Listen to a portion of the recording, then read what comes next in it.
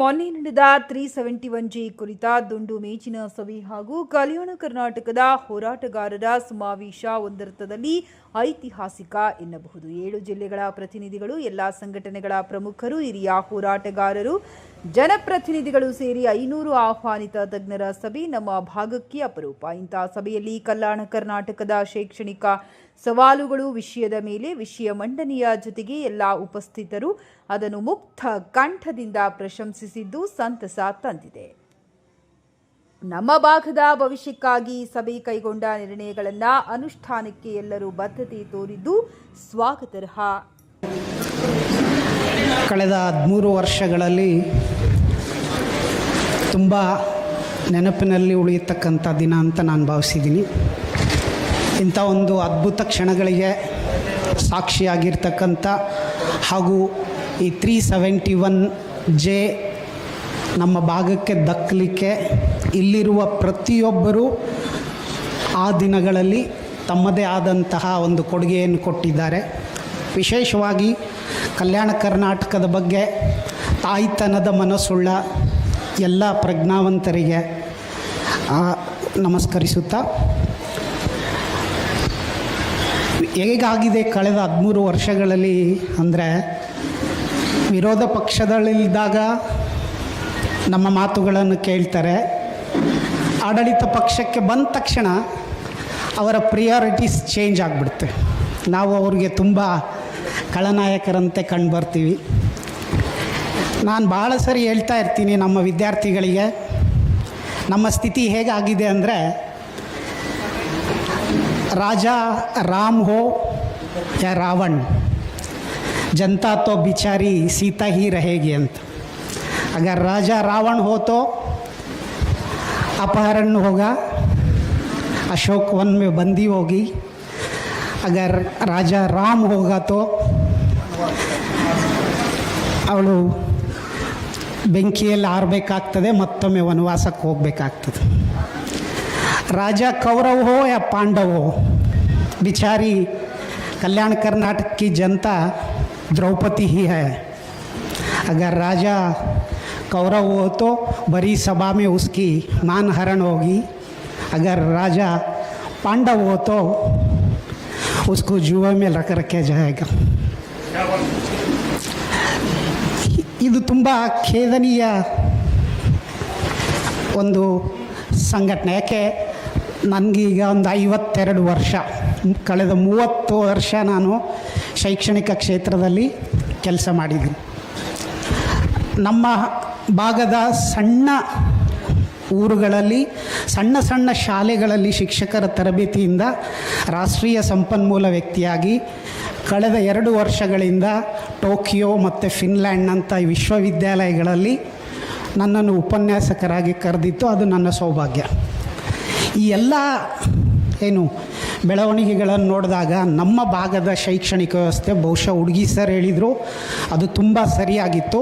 Nelson Mandela ಅವರು ಹೇಳಿದ ಮಾತದು, you don't need missiles to destroy a country or region. ಒಂದು ಪ್ರಾಂತ್ಯವನ್ನು ನಾಶ ಮಾಡಲಿಕ್ಕೆ ನಿಮಗೆ ಮಿಸೈಲ್ಸ್ ಬೇಕಿಲ್ಲ. Just ruin the education system, it will collapse on its own ಅಂತೇಳಿ. ಅಲ್ಲಿನ ಶಿಕ್ಷಣ ವ್ಯವಸ್ಥೆಯನ್ನು ನಾಶ ಮಾಡಿ ಸಾಕು, ಅದು ತನ್ನಿಂತಾನೇ ಕುಸಿದು ಬೀಳ್ತದೆ ಅಂತ ಹೇಳಿದ್ದು. ಸೊ ನಾನು ವಿಶೇಷವಾಗಿ ಮಾತನಾಡುವಾಗ ನಮ್ಮ ಭಾಗದ ಶೈಕ್ಷಣಿಕ ಸವಾಲುಗಳಲ್ಲಿ ಒಂದು 5-10 ನಿಮಿಷಗಳಲ್ಲಿ, ಯಾಕೆ ನಿನ್ನೆ ಕುಷ್ಟಗಿ ಸರು ಒಂದು ನೋಟ್ಸ್ ಮಾಡ್ಕೊಂಬನ್ನಿ ಎಲ್ಲರಿಗೂ ಕೊಡಲಿಕ್ಕೆ ಅಂದರು. ನಾನು 1-2 ಗಂಟೆ ಏನೂ ಇಲ್ಲದೆ ಬರೆಯೋಣ ಅಂತ ಬರೆದೆ. 10 ಪೇಜ್ ಆಯಿತು. ಸರ್ಗೆ ಹೇಳಿದೆ, ಸರ್ ಇನ್ನೂ I have reached 40% of my views. 10 page ಆದಮೇಲೆ 40% ಮಾತ್ರ ನಾನು ತಲುಪಿದ್ದೀನಿ, ಇನ್ನು 60% ವಿಷಯಗಳಿದ್ದಾವೆ. ದಯವಿಟ್ಟು ಈ ವೇದಿಕೆ ಆಗ್ತಾಯಿದೆ ಇವತ್ತು, ಈ ವೇದಿಕೆಯ ಮುಖಾಂತರ ಒಂದು ಪುಸ್ತಕವನ್ನೇ ಪ್ರಕಟಣೆ ಮಾಡೋಣ ಅಂತ ಅವ್ರಿಗೆ ಹೇಳಿದೆ. ಮತ್ತು ಇವತ್ತು ಅತ್ಯಂತ ಪ್ರಶಂಸನಾರ್ಹರು ಯಾರಾದ್ರೂ ಇದ್ದರೆ ಅದು ಕುಷ್ಟಗಿ ಸರ್ ಇರಬೇಕು. ನಾವೆಲ್ಲರೂ ಅವ್ರಿಗೆ ನಿಜವಾಗ್ಲೂ ಧನ್ಯವಾದಗಳನ್ನು ಅರ್ಪಿಸಲೇಬೇಕು. ಇಷ್ಟೆಲ್ಲ ಜನ ಬೇರೆ ಬೇರೆ ಸಂಘಟನೆಯಲ್ಲಿ ನಾವೆಲ್ಲ ಇದ್ದೀವಿ, ನಮ್ಮದೇ ಆದಂಥ ಒಂದು ಸರ್ಕಲನ್ನು ಹಾಕ್ಕೊಂಡಿರುವಂಥವ್ರು ಎಲ್ಲ ದೊಡ್ಡ ಸರ್ಕಲ್ ಹಾಕಿ ನೀವೆಲ್ಲ ಇದರೊಳಗೆ ಬನ್ನಿ ಅಂತ ನಮ್ಮನ್ನು ಆಹ್ವಾನಿಸಿದ್ದಾರೆ. ಅವ್ರಿಗೆ ನಾನು ಮತ್ತೊಮ್ಮೆ ಧನ್ಯವಾದಗಳನ್ನ ಅರ್ಪಿಸ್ತೀನಿ. ಇನ್ನು ಕಲ್ಯಾಣ ಕರ್ನಾಟಕದ ಶೈಕ್ಷಣಿಕ ಸವಾಲುಗಳ ಬಗ್ಗೆ ಒಂದು 2-3 ಅಂಶಗಳನ್ನು ಪ್ರಸ್ತಾಪ ಮಾಡ್ತೀನಿ. ನಂತರ ಹಿರಿಯರಿಗೆ ಆ ವಿಷಯಗಳ ಮೇಲೆ ಅಭಿಪ್ರಾಯ ಮಂಡಿಸಲಿಕ್ಕೆ ನಾನು ಬಿಡ್ತೀನಿ. ಮೊದಲನೇದಾಗಿ, ಇಡೀ ಜಗತ್ತು ಇವತ್ತು AI, ಡಾಟಾ ಸೈನ್ಸ್ ಇನ್ನಿತರೆ ಅತ್ಯಂತ ಸಂಕೀರ್ಣ ಆಧುನಿಕ ವ್ಯವಸ್ಥೆಯೆಡೆ ಒಳ್ತಾ ಇದೆ. ಆದರೆ ದೌರ್ಭಾಗ್ಯ, ಕಲ್ಯಾಣ ಕರ್ನಾಟಕ ಭಾಗ ಇನ್ನೂ ಅಕ್ಷರ ಸಾಮರ್ಥ್ಯವನ್ನು ಪರಿಪೂರ್ಣವಾಗಿ ಸಾಧಿಸಬೇಕಾದಂಥ ದೌರ್ಭಾಗ್ಯ ಸ್ಥಿತಿಯಲ್ಲಿದೆ. ಆತ್ಮೀಯರೇ, ನಮ್ಮ ಸಾಕ್ಷರತಾ ಪ್ರಮಾಣ 63.02 2011 ಸೆನ್ಸಸ್ ಪ್ರಕಾರ.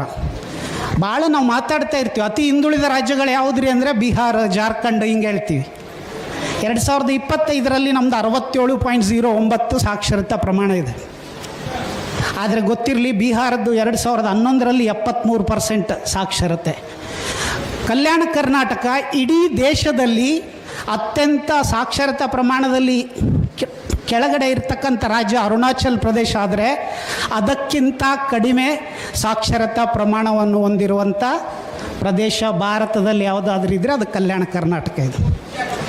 ಇದ್ರ ಬಗ್ಗೆ ನಾವು ಬಹಳಷ್ಟು ಚಿಂತನೆ ಮಾಡಬೇಕಾಗಿದೆ, ನಮ್ಮ ಯೋಜನೆಗಳನ್ನು ರೂಪಿಸ್ಕೊಳ್ಬೇಕಾಗಿದೆ. ಸೊ ಬಹಳಷ್ಟು ಜನ ಹೇಳ್ತಾ ಇರ್ತಾರೆ, ಏನು ಯಾಕೆ ಇಲ್ಲಿ ಸರ್ಕಾರಿ ಶಾಲೆಗಳ ಬಗ್ಗೆ ಪ್ರಸ್ತಾಪ ಮಾಡ್ತಾಯಿದ್ರು. ನಾನು ಕೆಲವು ಅಂಕಿಅಂಶಗಳನ್ನು ತಮ್ಮ ಮುಂದೆ ಇಡಲಿಕ್ಕೆ ಇಷ್ಟಪಡ್ತೀನಿ. ಯಾರ್ಯಾರು ಸರ್ಕಾರಿ ಶಾಲೆಗಳ ಉಳಿವಿಗಾಗಿ ಹೋರಾಟ ಮಾಡ್ತಿದ್ದಾರೋ ಅವರಿಗೆ ನಾವೆಲ್ಲ ಸಂಪೂರ್ಣವಾಗಿ ಬೆಂಬಲಿಸಲೇಬೇಕಾಗಿದೆ. ಅದು ಇನ್ನೊಂದು 2ನೇ ಸ್ವಾತಂತ್ರ್ಯ ಹೋರಾಟದ ರೀತಿಯಲ್ಲಿ ಆಗಲೇಬೇಕು. ಯಾಕೆ, ನಾನು ಯಾವಾಗಲೂ ಎಲ್ಲ ಕಡೆ ಹೇಳ್ತಿರ್ತೀನಿ, ನನ್ನ ಜಾತಿ 371 ಕಲ್ಯಾಣ ಕರ್ನಾಟಕ, ನನ್ನ ಪಕ್ಷ 371 ಯಾವಾಗಲೂ. ಯಾಕೆ, ನಾನು ಎಲ್ಲ ವೇದಿಕೆಗಳಲ್ಲಿ ಇರ್ತಿರ್ತೀನಿ, ನಾನು ಶಾಶ್ವತ ವಿರೋಧ ಪಕ್ಷ. ಆದರೆ ಕೆಲವು ಬಾರಿ ಇತ್ತೀಚೆಗೆ ಏನಾಗಿದೆ ಅಂದರೆ ನಾವು ಸಂವೇದನಾಹೀನರಾಗ್ತಾ ಇದ್ದೀವಿ. ಯಾಕೆ ಕಲ್ಯಾಣ ಕರ್ನಾಟಕದಲ್ಲಿ ಸರ್ಕಾರಿ ಶಾಲೆಗಳು ಬದುಕಬೇಕಿದೆ ಅನ್ನೋದನ್ನು ನಾವು ತುಂಬ ಮಹತ್ವವಾಗಿ ತಿಳ್ಕೊಳ್ಬೇಕು. 40% ಕೃಷಿ ಕಾರ್ಮಿಕರನ್ನು ಹೊಂದಿರತಕ್ಕಂಥ ಪ್ರದೇಶ ಕಲ್ಯಾಣ ಕರ್ನಾಟಕ. 22.7 ಪರಿಶಿಷ್ಟ ಜಾತಿಯ ಜನಾಂಗ ಇರತಕ್ಕಂಥ ಪ್ರದೇಶ ಕಲ್ಯಾಣ ಕರ್ನಾಟಕ. 12.76 ಪರಿಶಿಷ್ಟ ಪಂಗಡದ ಜನ ಇರತಕ್ಕಂಥ ಪ್ರದೇಶ ಕಲ್ಯಾಣ ಕರ್ನಾಟಕ. 15.44 ಅಲ್ಪಸಂಖ್ಯಾತರಿರುವಂಥ ಪ್ರದೇಶ ಕಲ್ಯಾಣ ಕರ್ನಾಟಕ.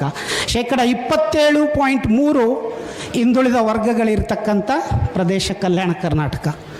ಸೊ ನೀವು ಜಸ್ಟ್ ಲೆಕ್ಕ ಹಾಕ್ಕೊಂತೋಗಿ ಈ ಎಲ್ಲ ವರ್ಗಗಳು ಆರ್ಥಿಕವಾಗಿ ಹಿನ್ನಡೆಯಲ್ಲಿರ್ತಕ್ಕಂಥ ವರ್ಗಗಳು, ಇವುಗಳಿಗೆ ವೇದಿಕೆ ಅನ್ನೋದು ಸರ್ಕಾರಿ ಶಾಲೆಯೇ ಆಗಿದೆ. ಸೊ ನಮಗೆ ಇಲ್ಲಿ ಸರ್ಕಾರಿ ಶಾಲೆಗಳು ಅತ್ಯಂತ ಅಗತ್ಯ ಇದ್ದಾವೆ. ಆದರೆ ತುಂಬ ಬೇಜಾರು, ಕೆಲವು ಅಂಕಿಅಂಶಗಳು ನಮ್ಮ ಸರ್ಕಾರಿ ಶಾಲೆಗಳ ಬಗ್ಗೆ ಹೇಳ್ಬೇಕಾದ್ರೆ ಭಾಳಷ್ಟು ಬೇಜಾರಾಗ್ತದೆ. ಮೊದಲನೇದಾಗಿ, ಕಳೆದ 13 ವರ್ಷಗಳಲ್ಲಿ ಸಾವಿರಾರು ಕೋಟಿ ಅನುದಾನವನ್ನು ಬಳಸಿದ ಅಂಕಿಅಂಶಗಳನ್ನು ಹೊಂದಿದ್ದಾಗ್ಯೂ ನಮ್ಮಲ್ಲಿ 90% ಸರ್ಕಾರಿ ಶಾಲೆಗಳಿಗೆ ಇನ್ಫ್ರಾಸ್ಟ್ರಕ್ಚರ್ ಇಲ್ಲ.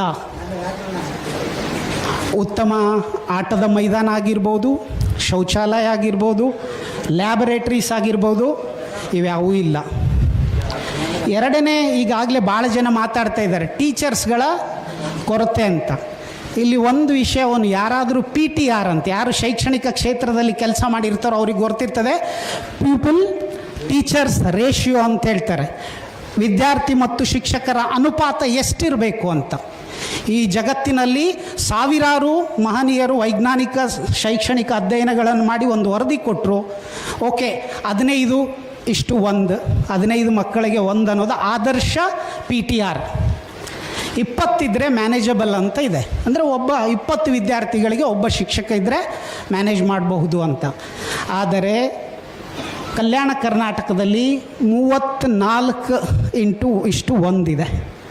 ಅಂದರೆ 34 ವಿದ್ಯಾರ್ಥಿಗಳಿಗೆ ಒಬ್ಬ ಶಿಕ್ಷಕರಿದ್ದಾರೆ. ಈಗಾಗಲೇ ಹೇಳ್ತಾ ಇದ್ದರು ಇನ್ನು ಅನುಮೋದನೆ ಬಗ್ಗೆ, ಶಿಕ್ಷಕರ ಅನುಮೋದನೆ ಬಗ್ಗೆ. ಯಾಕೆಂದರೆ ಇದು ಒಂದು ಪೊಟೆನ್ಷಿಯಲ್ ಏರಿಯಾ. ಯಾಕೆ ಪೊಟೆನ್ಷಿಯಲ್ ಅಂತೀನಂದರೆ ಇಡೀ ಇಂಡಿಯಾದಲ್ಲಿ ಬಹುಶಃ ನಾನು ಇತ್ತೀಚೆಗೆ ಎಲ್ಲ ವರದಿಗಳನ್ನು ಓದ್ತಾ ಇರ್ತೀನಿ. ಯಾಕೆ ಬೀಯಿಂಗ್ ಎಕನಾಮಿಕ್ಸ್ ಲೆಕ್ಚರ್ ನನಗೆ ಗೊತ್ತಿದೆ how to manipulate and how to play with statistics ಅನ್ನೋದು ನಿಜವಾಗ್ಲೂ it is a game playing. ಯಾವಾಗಲೂ ನನಗೆ ಹೇಗೆ ಬೇಕೋ ಹಾಗೆ ನಾನು ಮಾಡಬಲ್ಲೆ, ಇದು ನನಗೆ ಗೊತ್ತಿದೆ. ನಾನು ಕಲ್ಯಾಣ ಕರ್ನಾಟಕಕ್ಕೆ ಸಂಬಂಧಿಸಿದ ಬಹುತೇಕ ವರದಿಗಳನ್ನು ಓದಿದ್ದೀನಿ. ಇತ್ತೀಚಿನ ಎಜುಕೇಷನ್ ಕಮಿಟಿಯ ವರದಿ, ಗೋವಿಂದರಾಜ್ ವರದಿ ಆಗಿರ್ಬೋದು, ಗುರುಗಳು ಹೇಳಿದಂಗೆ CAG ರಿಪೋರ್ಟ್ ಆಗಿರ್ಬೋದು, ಬಹುತೇಕ ವರದಿಗಳಲ್ಲಿ ಸ್ಟ್ಯಾಟಿಸ್ಟಿಕ್ಸ್ ಏನಿದ್ದಾವೆ ವಾಸ್ತವಿಕತೆಗಿಂತ ಬಹಳಷ್ಟು ದೂರದಲ್ಲಿದ್ದಾವೆ. ಇದು ದೌರ್ಭಾಗ್ಯ. ಯಾಕೆ ನಮ್ಮ ಭಾಗದಲ್ಲಿ 6 ವರ್ಷಕ್ಕಿಂತ ಕಡಿಮೆ ವಯಸ್ಸಿನ ಮಕ್ಕಳಿರೋದು 18.4% ಇದ್ದಾರೆ. ಇಡೀ ಇಂಡಿಯಾದಲ್ಲಿ ಹೈಯೆಸ್ಟ್ ಎಲ್ಲಾದರೂ ಇದ್ದರೆ ಅದು 14.3. ರಾಜ್ಯಕ್ಕಲ್ಲ, ನಾನು ದೇಶದಲ್ಲಿ ಅತಿ ಹೆಚ್ಚು ಜನ 6 ವಯಸ್ಸಿನ ಒಳಗಿನ ಮಕ್ಕಳಿರೋದು ಕಲ್ಯಾಣ ಕರ್ನಾಟಕದಲ್ಲಿ. ಆದರೆ ದೌರ್ಭಾಗ್ಯ, ಆ 6ರಿಂದ 60 ತಿಂಗಳ ಮಕ್ಕಳು, ಅದರಲ್ಲಿ 50% ಮಕ್ಕಳು ರಕ್ತಹೀನತೆಯಿಂದ ಬಳಲ್ತಾ ಇದ್ದಾರೆ. ಸೊ ಇದೇನಾಗ್ತದೆ, ಸ್ಕೂಲ್ಗಳಲ್ಲಿ ಯಾರು ಅನಿಮಿಕ್ ಇರ್ತಾರೆ, ಆರೋಗ್ಯದಿಂದ ಸರಿ ಇರಲ್ವೋ, ಅವರ ಕಲಿಕೆ, ಏಕಾಗ್ರತೆ ಇವಕ್ಕೆಲ್ಲ ತುಂಬ ಸಮಸ್ಯೆ, ಇದು ಚಾಲೆಂಜ್ ಆಗಿದೆ ನಮ್ಮ ಭಾಗದಲ್ಲಿ. ಹಾಗೆ ಶಿಕ್ಷಕರದಂತೂ ಹೇಳುವಾಗೇ ಇಲ್ಲ. ಟೋಟಲ್ ಅನುಮೋದಿತ ಶಿಕ್ಷಕರು ಎಷ್ಟಿತ್ತೋ ಅದರಲ್ಲಿ 38% ಪ್ರೈಮರಿ ಸ್ಕೂಲಲ್ಲಿ, 36% ಹೈಯರ್ ಪ್ರೈಮರಿ ಸ್ಕೂಲಲ್ಲಿ ಶಿಕ್ಷಕರು ಖಾಲಿ ಇದ್ದಾರೆ. ಇದಕ್ಕಿಂತ ದೊಡ್ಡ ಆಶ್ಚರ್ಯ ಏನು ಅಂದರೆ, ಕಳೆದ ವರ್ಷ ನಾನೊಂದು ಆರ್ಟಿಕಲ್ ಬರೆದಿದ್ದೆ, ಏನು 10ನೇ ತರಗತಿಯ ಫಲಿತಾಂಶದ ಬಗ್ಗೆ. ಬಹಳಷ್ಟು ಚರ್ಚೆ ಆಯಿತು. ಆ ಸಮಯದಲ್ಲಿ ರಚನೆ ಆಗಿರ್ತಕ್ಕಂಥ ಶಿಕ್ಷಣ ಸಮಿತಿಯವರು ಕರೆ ಮಾಡಿ ಅದರ ಬಗ್ಗೆ ಚರ್ಚೆ ಮಾಡಿದರು. ಆ ಆರ್ಟಿಕಲ್ನ ನಂತರದಲ್ಲಿ ನಾನು ತಮಗೆಲ್ಲನೂ ಕೊಡಲಿಕ್ಕೆ ಇಷ್ಟಪಡ್ತೀನಿ. ಕಳೆದ ವರ್ಷ ನಮ್ಮ ರಿಸಲ್ಟ್ ನೋಡಿದರೆ 77,227 ಜನ 10th ಫೇಲ್ ಆಗಿದ್ದಾರೆ ಕಲ್ಯಾಣ ಕರ್ನಾಟಕದಲ್ಲಿ. ಬಹುಶಃ ಇದು ಸುಮ್ಮನೆ ನಂಬರ್ ಆಗ್ಬೋದು, ಆದರೆ ಯೋಚನೆ ಮಾಡಿರಿ, ಈ 77,227 ಮಕ್ಕಳು ನೆಕ್ಸ್ಟ್ ಏನಾದರೂ ಅನ್ನೋದೊಂದು ಪ್ರಶ್ನೆಯನ್ನು ನಾವೆಲ್ಲ ಕೇಳ್ಕೊಳ್ಬೇಕಾಗಿದೆ. ಸೊ 58 ಒಟ್ಟು ರಾಜ್ಯದಲ್ಲಿ 144 ಶೂನ್ಯ ಫಲಿತಾಂಶ ಸಾಧಿಸಿದ ಶಾಲೆಗಳಿದ್ದರೆ, ಬರೀ ಕಲ್ಯಾಣ ಕರ್ನಾಟಕದಲ್ಲಿ 58 ಶಾಲೆಗಳಿದ್ದು ಶೂನ್ಯ ಸಂಪಾದನೆ ಮಾಡಿದ್ದು. ಆದರೆ 42% ಇರ್ತಕ್ಕಂಥ, ಕಳೆದ ಬಾರಿ 42% ರಿಸಲ್ಟ್ ಮಾಡಿರ್ತಕ್ಕಂಥ ಕಲಬುರಗಿ ಈ ವರ್ಷ ನಮ್ಮ ಫಲಿತಾಂಶ 88+ ಆಗಿದೆ. ಶಿಕ್ಷಕರ ನೇಮಕಾತಿ ಆಗಿಲ್ಲ, ಬೇರೆ ಯಾವುದೇ ಸೌಕರ್ಯಗಳನ್ನು ಒದಗಿಸಿಲ್ಲ, ಆದರೆ ರಿಸಲ್ಟ್ ಏನಾಗಿದೆ, ಡಬಲ್ ಆಗಿದೆ. ಸೊ ಇದು ಏನು ಇಂಡಿಕೇಶನ್ ಅಂದರೆ, ನಾವು ಯಾಕೆ ಅದನ್ನು ಕ್ರಿಟಿಸೈಸ್ ಮಾಡೋಕ್ಕಾಗಿಲ್ಲ ಅಂದರೆ, we should not demoralise the students efforts. But at the same time ನನ್ನ ವರಿ ಏನಂದರೆ, ಆಯಿತು ನೀವೆಲ್ಲರನ್ನೂ ಪಾಸ್ ಮಾಡಿದ್ದೀರಿ ಯಾವುದೋ ಕಾರಣಗಳಿಗಾಗಿ, ಆದರೆ ಇವರೆಲ್ಲ ಭಾರ ಆಗೋದು ನಂತರ PU ಹಂತದಲ್ಲಿ ಬಹಳಷ್ಟು ಸಮಸ್ಯೆ ಸೃಷ್ಟಿಯಾಗ್ತದೆ. ಸೊ ನೀವು ಯಾಕೆ ಹೈಯರ್ ಎಜುಕೇಷನ್, ನಮ್ಮಲ್ಲಿ 18 ಇಂಜಿನಿಯರಿಂಗ್ ಕಾಲೇಜ್ಗಳು, 9 ಮೆಡಿಕಲ್ ಕಾಲೇಜ್ಗಳು, ಥ್ಯಾಂಕ್ಸ್ ಟು 371 ಅಟ್ಲೀಸ್ಟ್ ಪ್ರತಿ ವರ್ಷ ಒಂದು 850ರಿಂದ 900 ಸೀಟ್ಗಳು ರಿಸರ್ವ್ ಇರ್ತವೆ. ಸಾವಿರಾರು ಸೀಟ್ಗಳು ನಮ್ಮ ಮಕ್ಕಳು ತಗೊಳ್ತಾ ಇದ್ದಾರೆ. ಆದರೆ ಇಡೀ ಇಂಡಿಯಾದಲ್ಲಿ ಮೋಸ್ಟ್ ಅನ್ಸ್ಕಿಲ್ಡ್ ಅಂದರೆ ಕೌಶಲ್ಯಕ್ಕೆ ಸಂಬಂಧಿಸಿದಂತೆ, ನಾನೇ ಒಂದು 4-5 ಕಂಪನಿಗಳ ಅಡ್ವೈಸರ್ ಇದ್ದೀನಿ, ಇಂಟರ್ವ್ಯೂನಲ್ಲಿ ಕೂತಿರ್ತೀನಿ. ನಮ್ಮ ಭಾಗದ ವಿದ್ಯಾರ್ಥಿಗಳು ಬಂದಾಗ ನಮಗೆಲ್ಲೋ ಒಂದು ಖುಷಿ, ಕಲ್ಯಾಣ ಕರ್ನಾಟಕದವನು ಬಂದ ಈ ಇಂಟರ್ವ್ಯೂನಲ್ಲಿ ಇವನಿಗೆ ಸೆಲೆಕ್ಟ್ ಮಾಡಬೇಕಂತ. ಕಳೆದ 10 ವರ್ಷಗಳಲ್ಲಿ ನಾನು ಎಷ್ಟು ವಿದ್ಯಾರ್ಥಿಗಳನ್ನು ನೋಡಿದ್ದೀನೋ ಅವ್ರ ಹತ್ರ ಬಹುತೇಕ ಸಮಸ್ಯೆಗಳಿರೋದು ಪ್ರೆಸೆಂಟೇಷನ್ ಮತ್ತು ಸಾಫ್ಟ್ ಸ್ಕಿಲ್ಸ್. ಅಂದರೆ ಈ ಸ್ಕಿಲ್ ಓರಿಯೆಂಟೆಡ್ ಎಜುಕೇಷನ್ ಸಿಸ್ಟಮ್ ನಮ್ಮಲ್ಲಿ ಇಂಪ್ಲಿಮೆಂಟ್ ಆಗಿಲ್ಲ. ಹಾಗಂತ ಸ್ಕೀಮ್ಸ್ ಇಲ್ವಾ ಅಂದರೆ, ಬಹುತೇಕ ನಮ್ಮ ಭಾಗದ ಸಚಿವರೇ ಕೌಶಲ್ಯಾಭಿವೃದ್ಧಿಯ ಇನ್ಚಾರ್ಜ್ ಇದ್ದಾರೆ, ಡಾಕ್ಟರ್ ಶರಣ್ ಪ್ರಕಾಶ್ ಪಾಟೀಲ್ ಅವರು. ಮತ್ತು ಮೊನ್ನೆ ತಾನೇ ಕ್ಯಾಂಪಸ್ ಟು ಕರಿಯರ್ ಅಂತೇಳಿ ವಿಶ್ವಸಂಸ್ಥೆಯಿಂದ 3800 ಕೋಟಿ ಅಷ್ಟು ಅನುದಾನ, ಅಷ್ಟು ಫಂಡ್ ಬಂದು ಸ್ಕೀಮ್ ಲಾಂಚ್ ಆಗಿದೆ. ಸೊ ಇಲ್ಲಿ ಈ ಸ್ಕಿಲ್ಸ್ ಅನ್ನೋದು ಬಹಳಷ್ಟು, ಯಾಕೆ ನೋಡಿ 5ನೇ ತರಗತಿಯಿಂದ 8ನೇ ತರಗತಿಯ ಮಕ್ಕಳಿಗೆ ಈ ಗುರುಗಳು ಹೇಳ್ತಾ ಇದ್ದರು, 43% ಮಕ್ಕಳು ಭಾಗಾಕಾರ ಮತ್ತು ಗುಣಾಕಾರಗಳನ್ನು ಮಾಡಲಿಕ್ಕೆ ಬರಲ್ಲ ನಮ್ಮ ಭಾಗದಲ್ಲಿ. ಇದಕ್ಕಿಂತ ದೌರ್ಭಾಗ್ಯ ಏನು ಅಂದರೆ 25% ಮಕ್ಕಳು 2ನೇ ತರಗತಿಯ ಪಠ್ಯಪುಸ್ತಕಗಳನ್ನು ಓದಲಿಕ್ಕೆ ಬರ್ತಾ ಇಲ್ಲ. ಇದು ನಾವು ಭಾಳಷ್ಟು ಆಘಾತಕಾರಿ ಅಂಶ. ಸೊ ನಾವು ಇಲ್ಲಿ ಯಾವಾಗಲೂ ನಾನು ಹೇಳ್ತಾ ಇರ್ತೀನಿ, ಇಡೀ ದೇಶ ಬೇರೆ, ಇಡೀ ರಾಜ್ಯ ಬೇರೆ, ಕಲ್ಯಾಣ ಕರ್ನಾಟಕ ಬೇರೆ. ವಿಶೇಷವಾಗಿ ಕಲ್ಯಾಣ ಕರ್ನಾಟಕ ಅಂತ ತಗೊಂಡಾಗ ಪ್ರತಿಯೊಂದು ತಾಲೂಕಿಗೂ ಒಂದು ವಿಭಿನ್ನತೆ ಇಲ್ಲಿದೆ. ನಾವು ಪ್ರತಿ ತಾಲೂಕನ್ನು ಘಟಕವನ್ನಾಗಿ ತಗೊಂಡು ಪ್ಲ್ಯಾನ್ಸ್ಗಳನ್ನು ಮಾಡುವಂಥ ಒಂದು ವ್ಯವಸ್ಥೆ ಆಗಬೇಕು. ಈಗಷ್ಟೇ ಫ್ಯಾಷನ್ ವೀಕ್ನಿಂದ ಫೋಟೋಗಳು ಬಂದಿವೆ. ರ್ಯಾಂಪ್ ಮೇಲೆ ಮಾಡೆಲ್ ಕಿಚ್ಚು ಹಚ್ಚಿದ್ದಾರೆ. ಡಿಸೈನರ್ಸ್ ಮುಂದಿನ ರ್ಯಾಂಪ್ ಅನ್ನು ಹ್ಯಾವೆಲ್ಸ್ ವೈರ್ಸ್ನಿಂದ ರಚಿಸಬೇಕು ಎಂದು ನಿರ್ಧಾರ ಕೈಗೊಂಡಿದ್ದಾರೆ. Havells wires that don't catch fire. ಅರೆ ಅಮ್ಮನಿಗೆ ಕ್ಯಾಟ್ರಾಕ್ಟ್, ಯಾವುದಾದ್ರೂ ಒಳ್ಳೆ ಕ್ಲಿನಿಕ್ ಗೊತ್ತಾ? ಎಲ್ರಿಗೂ ಗೊತ್ತು ಗುರು. ಡಾಕ್ಟರ್ಸ್ ಹೇಗಿದ್ದಾರೆ? Best in class. ಅವರೆಲ್ಲ ನನ್ನನ್ನು ಸರಿಯಾಗಿ ನೋಡ್ತಾರಾ? ಕಣ್ಣಲ್ಲಿ ಕಣ್ಣಿಟ್ಟು ನೋಡ್ತಾರೆ. ಅವರೆಲ್ಲ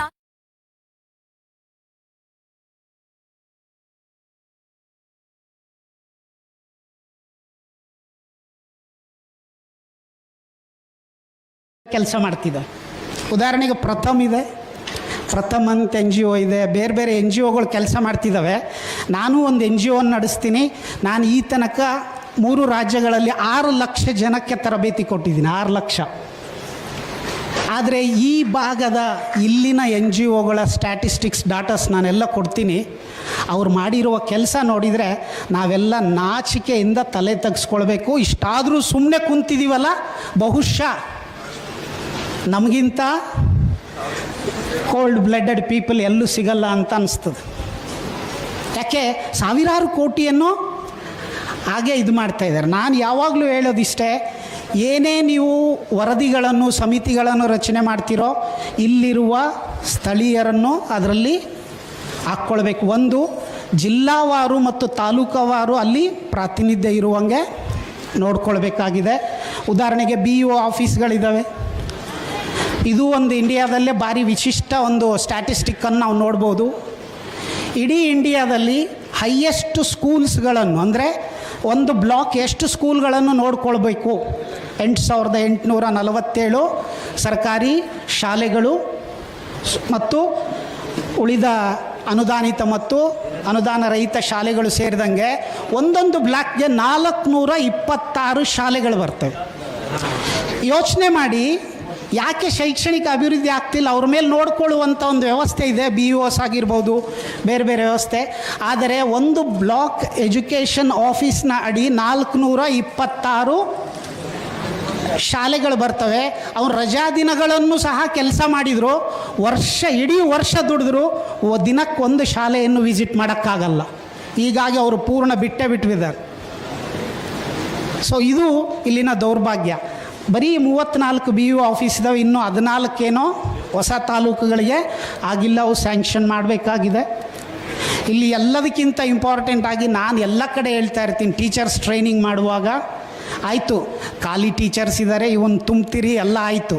ಆದರೆ ನಮ್ಮ ಟೀಚರ್ಸ್ಗಳು ಸಹ, ಯಾಕಂದರೆ ನಾನು ನಮ್ಮ ಗೆಳೆಯನಿಗೆ ಹೇಳ್ತಾ ಇದ್ದೆ, ಇವರು ಬಸವರಾಜ್ ಅಂತಾರೆ ಟೀಚರ್ ಅಂತ ಹೇಳಿದೆ. ಅವ್ರು ಏನು ಮಾಡ್ತಾರ್ರಿ ಅಂದರೆ ಪಾಠ ಮಾಡೋದು ಬಿಟ್ಟು ಎಲ್ಲ ಮಾಡ್ತಾರ್ರಿ ಇವರು ಅಂತ ಹೇಳಿದೆ. ಟೀಚರ್ ಇವರು ಪಾಠ ಬಿಟ್ಟು ಎಲ್ಲ ಮಾಡ್ತಿದ್ದಾರೆ. ಅವ್ರಿಗೆ ಗಣತಿ, ಬಿಸಿಯೂಟ, ಬೇರೆ ಬೇರೆ ಕಾರ್ಯಕ್ರಮಗಳಲ್ಲಿ ಬಳಸ್ಕೊಳ್ಳೋದು. ಇದರ ಒಳಗೆ ಸಂಘಟನೆಗಳು, ಜಾತಿ ಸಂಘಟನೆಯಲ್ಲಿ ಅವರು ಒಳಗೊಂಡಿರೋದು. ಸೊ ಶಿಕ್ಷಕರು ನಿಜವಾಗ್ಲೂ, ಕಲ್ಯಾಣ ಕರ್ನಾಟಕದ ಶಿಕ್ಷಕರಿಗೆ ಈ ವೇದಿಕೆ ಮೂಲಕ ನಾನು ಕರೆ ಕೊಡೋದಿಷ್ಟೇ, ಯಾವ ಶಿಫಾರಸ್ಸು, ಯಾವ ಶಿಕ್ಷಣ, ಯಾವ ಅಧ್ಯಯನ ಏನೇ ಆಗಲಿ, at the end of the day ಅದೆಲ್ಲ ಇಂಪ್ಲಿಮೆಂಟ್ ಮಾಡಬೇಕಾಗಿರ್ತಕ್ಕಂಥವನು ಶಿಕ್ಷಕ. ಆ 4x4 4 ಗೋಡೆಗಳ ಮಧ್ಯೆನೇ ಮಾಡಬೇಕು. ಅವನ ಲೀಡರ್ಶಿಪ್ನಲ್ಲೇ ಇದು ನಡೀಬೇಕು. ಅದಕ್ಕೆ ನಾನು ಈ ವೇದಿಕೆ ಮೂಲಕ ಸರ್ಕಾರಕ್ಕೆ ಮನವಿ ಮಾಡ್ಕೊಳ್ಳೋದಿಷ್ಟೇ, 2 ಬಹುಮುಖ್ಯ ಅಂಶಗಳು. ಒಂದು ಟೀಚರ್ಸ್ ಟ್ರೈನಿಂಗ್ಗೆ ನಮಗೆ ಒಂದು ವಿಶೇಷವಾದ ಒಂದು ಟೀಚರ್ ಟ್ರೈನಿಂಗ್ ಸೆಂಟರ್ ಆಗಬೇಕಾಗಿದೆ. 2ನೇದು NSSO ಥರ KKSO Kalyana Karnataka sample survey organisation ಒಂದು ಇಲ್ಲೇ ಸ್ಥಾಪನೆ ಆಗಬೇಕು. ಸೊ ಇನ್ನೂ ಸಾಕಷ್ಟಿದೆ. ನಾನು ಬಹಳ ವರ್ಷಗಳಿಂದ ಹೇಳ್ತಾ ಇರ್ತೀನಿ, ಈ ವೇದಿಕೆ ಮೂಲಕ ಮತ್ತೊಮ್ಮೆ ಗಟ್ಟಿಯಾಗಿ ಒಂದು ಧ್ವನಿ ಹಾಕೋಣ. ದಯವಿಟ್ಟು ವಿದರ್ಭ ಮತ್ತು ಸೌರಾಷ್ಟ್ರದಂತೆ ಹೇಗೆ ಅಲ್ಲಿ ಕ್ರಿಕೆಟ್ ಟೀಮ್ಸ್ ಇದ್ದಾವೆ, ಬೋರ್ಡ್ಸ್ ಇದ್ದಾವೆ, ಸೊ ನಮ್ಮಲ್ಲಿ ಮಕ್ಕಳನ್ನು ಆರೋಗ್ಯವಂತರಾಗಿ ಮಾಡಲಿಕ್ಕೆ ಸ್ಪೋರ್ಟ್ಸ್ನ ಅಗತ್ಯ ತುಂಬ ಇರೋದರಿಂದ ನಮಗೂ ಪ್ರತ್ಯೇಕ ರಾಜ್ಯ ತಂಡಗಳನ್ನು ರಚಿಸ್ಕೊಡ್ಬೇಕು. ಇದು ಆಲ್ರೆಡಿ ಇದೆ ವಿದರ್ಭ ಇಲ್ಲೆಲ್ಲ. ಸೊ ಇನ್ನೂ ಸಾಕಷ್ಟು ವಿಷಯಗಳು ಇದ್ದಾವೆ. ಕೊಟ್ಟಿರುವ ಸಮಯ ಮುಗಿತಾ ಬಂತು. ಈ ದಿನ ನಾನು ಕೆಲವು ವಿಷಯಗಳನ್ನು ನಿಮ್ಮ ಮುಂದೆ ಪ್ರಸ್ತಾಪ ಮಾಡಿದ್ದೀನಿ ಅಷ್ಟೇ. ಇದರ ಜೊತೆಗೆ ಕಲ್ಯಾಣ ಕರ್ನಾಟಕದ ಶಿಕ್ಷಣದ ಬಗ್ಗೆ 5 ನಮ್ಮ ತಂಡ ಮಾಡಿರ್ತಕ್ಕಂಥ ವಿಶೇಷವಾದ ಅಧ್ಯಯನ ವರದಿಗಳಿದ್ದಾವೆ. ಮುಂದಿನ ದಿನಗಳಲ್ಲಿ ರಾಘವೇಂದ್ರ ಕುಷ್ಟಗಿ ಸರ್ಗೆ ಮತ್ತು ರಜಾಕ್ ಅವ್ರಿಗೆ ರಿಕ್ವೆಸ್ಟ್ ಮಾಡೋದಿಷ್ಟೇ, ಚಾಮರಸ್ ಮಾಲಿ ಪಾಟೀಲ್ ಸರ್ಗೆ ಎಲ್ಲರಿಗೆ ದಯವಿಟ್ಟು ಒಂದು ಸಣ್ಣ ಇಂತಹ ಒಂದು ರೌಂಡ್ ಟೇಬಲ್ ಕಾನ್ಫರೆನ್ಸ್ ಆಗಲಿ, ನಮ್ಮ 5 ಕಲ್ಯಾಣ ಕರ್ನಾಟಕದ ಶೈಕ್ಷಣಿಕ ಅಧ್ಯಯನ ವರದಿಗಳ ಬಗ್ಗೆ ಚರ್ಚೆ ಮಾಡೋಣ. ಒಂದು ಕಾಂಕ್ರೀಟ್ ಆದ ಒಂದು ಆ್ಯಕ್ಷನ್ ಪ್ಲ್ಯಾನ್ ಜೊತೆಗೆ ನಾವೇ ಬರೋಣ. ಬಹುಶಃ ವಿವೇಕಾನಂದರು ಹೇಳಿದರು, 10 ಜನಕ್ಕೆ ಬಲಿಷ್ಠ ಯುವಕರನ್ನು ಕೊಡಿ, ಇಡೀ ಪ್ರಪಂಚವನ್ನು ಬದಲಾಯಿಸ್ತೀನಂತ. ಇಷ್ಟು ಜನ ಅತ್ಯಂತ ಬಲಿಷ್ಠ ಜನ ನಾವು ಇಲ್ಲಿದ್ದೀವಿ. ಆಫ್ಟರ್ ಆಲ್ ಕಲ್ಯಾಣ ಕರ್ನಾಟಕವನ್ನು ಬದಲಾಯಿಸೋದು ನಮಗೇನು ದೊಡ್ಡ ವಿಷಯ ಅಲ್ಲ. ನಾವೆಲ್ಲ ಸೇರೋಣ, ಖಂಡಿತ ನಮ್ಮ ಈ ಮಕ್ಕಳ ಉತ್ತಮ ಭವಿಷ್ಯಕ್ಕಾಗಿ ಕೆಲಸ ಮಾಡೋಣ ಅಂತ ಹೇಳ್ತಾ, ಈ ದಿನ ನನಗೆ ಈ ಅವಕಾಶವನ್ನು ತಮ್ಮಂಥ ಜ್ಞಾನಿಗಳ ಮುಂದೆ ಮಂಡಿಸಲಿಕ್ಕೆ ಕೊಟ್ಟಿದ್ದಕ್ಕೆ ಆಯೋಜಕರಿಗೆ ಹಾಗೂ ತಮ್ಮೆಲ್ಲರಿಗೂ ಧನ್ಯವಾದಗಳು. And thank you very much for listening.